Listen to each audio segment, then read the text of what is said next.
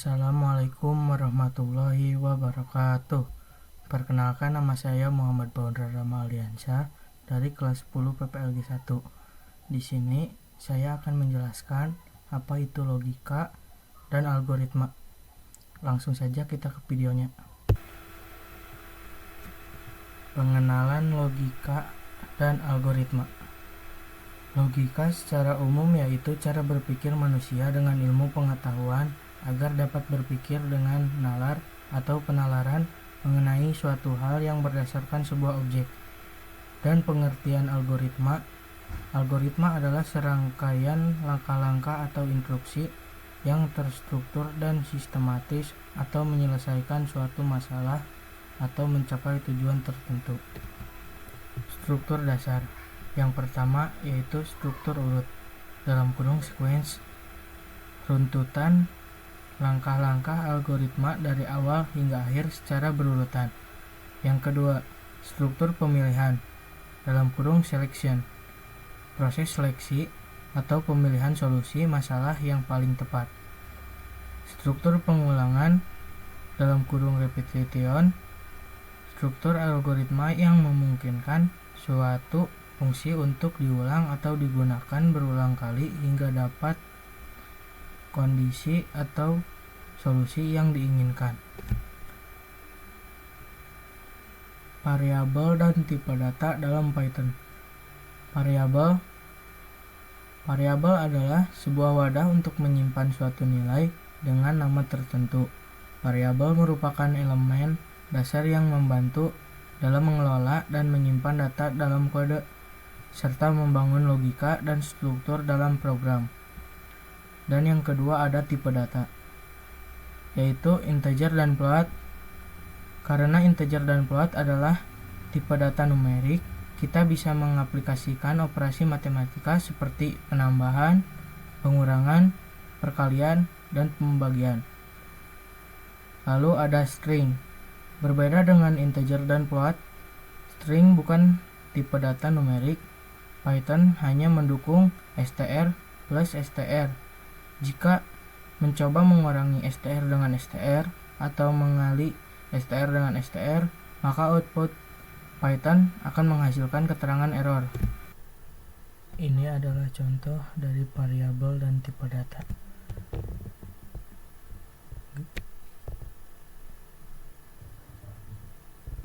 Untuk pertama-tama, masukkan tanda pagar, lalu include, lalu tanda kurang dari stdio.h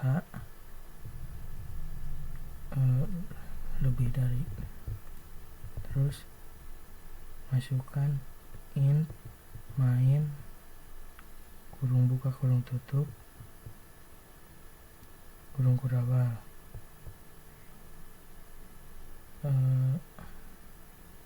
Ini ada flowchart. Pengertian flowchart. Flowchart adalah penulisan algoritma dengan menggunakan notasi grafis. Flowchart merupakan gambar atau bagan yang memperlihatkan urutan atau langkah-langkah dari suatu program dan hubungan antara proses beserta pernyataannya. Flowchart atau bagian alur adalah diagram yang menampilkan langkah-langkah dan keputusan untuk melakukan sebuah proses dari suatu program. Setiap langkah digambarkan dalam bentuk diagram dan dihubungkan dengan garis atau arah panah.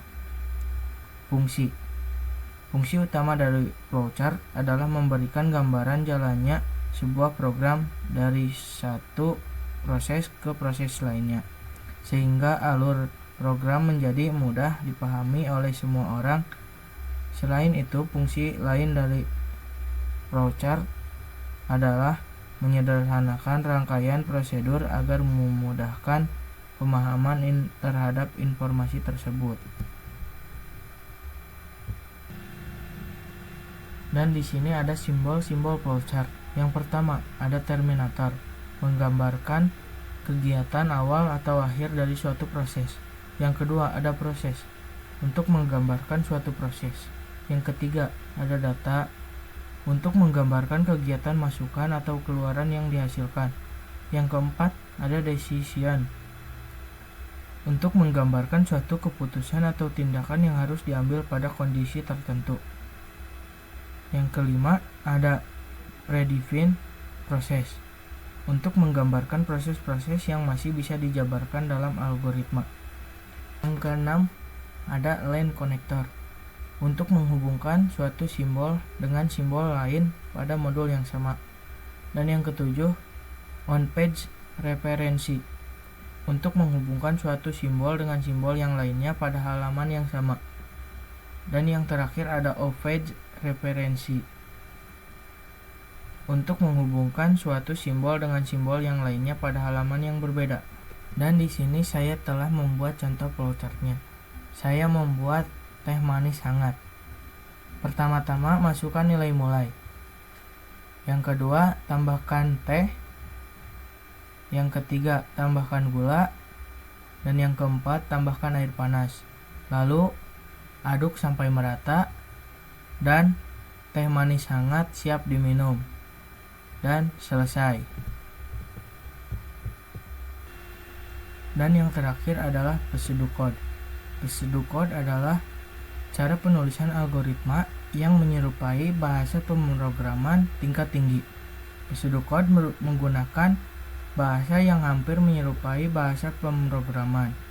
Biasanya pseudocode menggunakan bahasa yang mudah dipahami secara universal dan juga lebih ringkas daripada algoritma. Pseudocode berisi deskripsi dari algoritma pemrograman komputer yang menggunakan struktur sederhana dari beberapa bahasa pemrograman, tetapi bahasa tersebut hanya ditunjukkan agar dapat dibaca manusia, sehingga pseudocode tidak dapat dipahami oleh komputer.